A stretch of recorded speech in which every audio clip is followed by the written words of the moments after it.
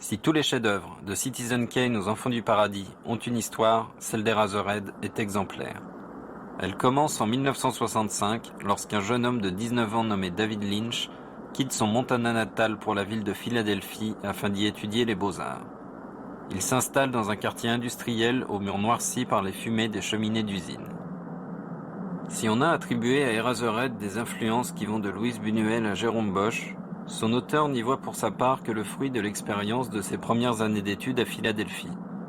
Une ville qu'il qualifie d'étrange, bizarre, folle, à mi-chemin entre le rêve et la réalité. L'appartement d'Henry Spencer sera directement inspiré de l'atelier d'artiste dans lequel vivait la famille Lynch, au milieu d'une zone industrielle aussi délabrée que dangereuse. C'est dans ce contexte inquiétant que Lynch tourne ses premiers courts-métrages, dont chacun constitue une étape vers Eraserhead. Six Figures, en 1966, une boucle d'animation d'1 minute, traite de visages vomissants et finissant par prendre feu. Il est projeté sur une sculpture de tête et accompagné du son d'une sirène.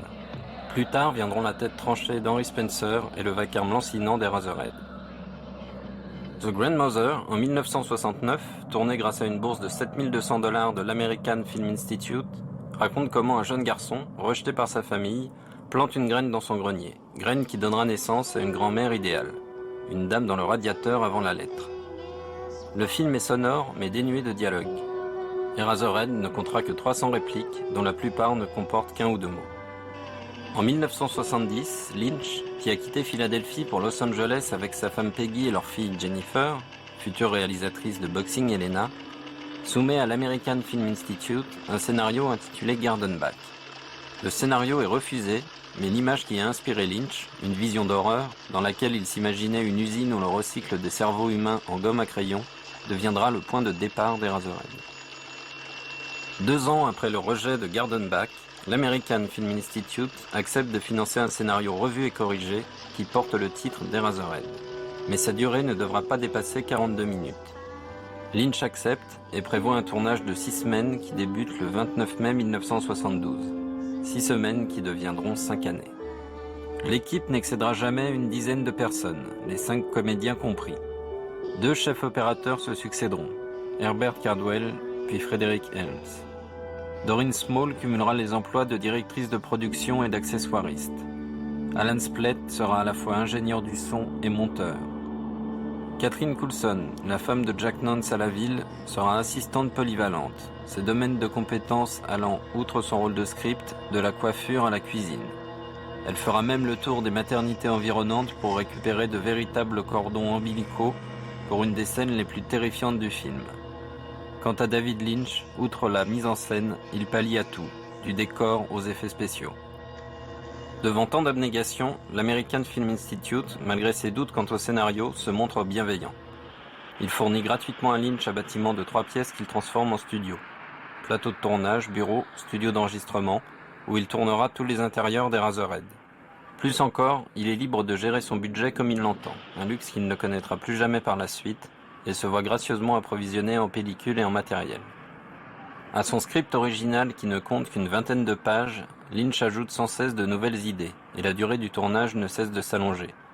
Au printemps 1973, les responsables de l'American Film Institute commencent à se montrer inquiets, puis paniqués lorsque Lynch consent à leur montrer une scène du film, celle du dîner chez les beaux-parents. Après s'être fait traiter de fou par un des producteurs, Lynch décide de ne plus rien présenter avant que le montage définitif ne soit terminé. C'est alors que l'American Film Institute décide d'arrêter les frais. Privé de ses subsides, Lynch devra interrompre le tournage en permanence pour trouver de nouvelles sources de financement. Il ira jusqu'à vendre le Wall Street Journal la nuit pour pouvoir tourner dans la journée.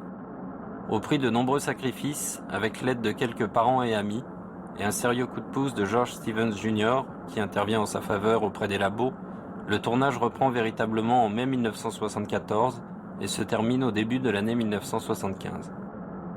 Mais la course n'est pas finie. Lynch veut terminer le film à temps pour le Festival de Cannes 1976. Avec l'ingénieur du son et monteur Alan Splett, ils travaillent d'arrache-pied. Ils vont même jusqu'à fouiller les poubelles de la Warner Bros. Pour récupérer des effets sonores qu'ils intégreront au film.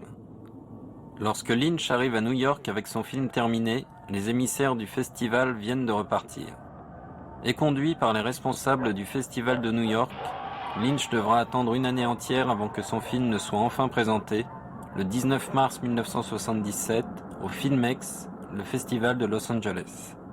La version projetée dure 1h50. Quelques-uns crient au génie, mais la plupart des critiques sont hostiles.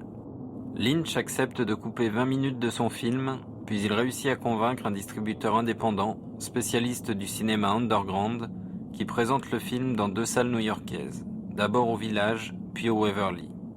Le film y restera à l'affiche durant 4 ans, servant de tremplin à des séances de minuit à travers tout le pays. Un badge commence à apparaître au revers des initiés. Son texte, I saw it, je l'ai vu. Ce n'est qu'en 1980 que le film arrive en France, sous le titre Tête à effacer, tout d'abord à Avoriaz, où il gagne l'Antenne d'Or, puis dans 2 salles parisiennes, La Clé et L'Entrepôt. La même année, le second long métrage de Lynch arrive sur les écrans, Elephant Man.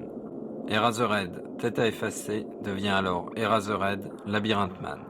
Mais qu'importe l'opportunisme des distributeurs, le film est devenu culte. Stanley Kubrick déclare après l'avoir vu que c'est là le seul film qu'il aurait voulu réaliser. Entre le rejet du scénario de Gardenbach et la consécration de la part du maître en 1980, il aura fallu 10 ans d'efforts à David Lynch pour gagner son pari. Mais l'histoire d'Eraserhead ne s'arrête pas là. En 1994, David Lynch présente au public une nouvelle version de son chef-d'œuvre, avec un nouveau montage et une bande-son entièrement retravaillée et remixée en Dolby. S'agit-il là d'un point final ou simplement d'une nouvelle étape dans l'aventure de ce film mythique ? Seul l'avenir et le perfectionnisme de David Lynch en décideront.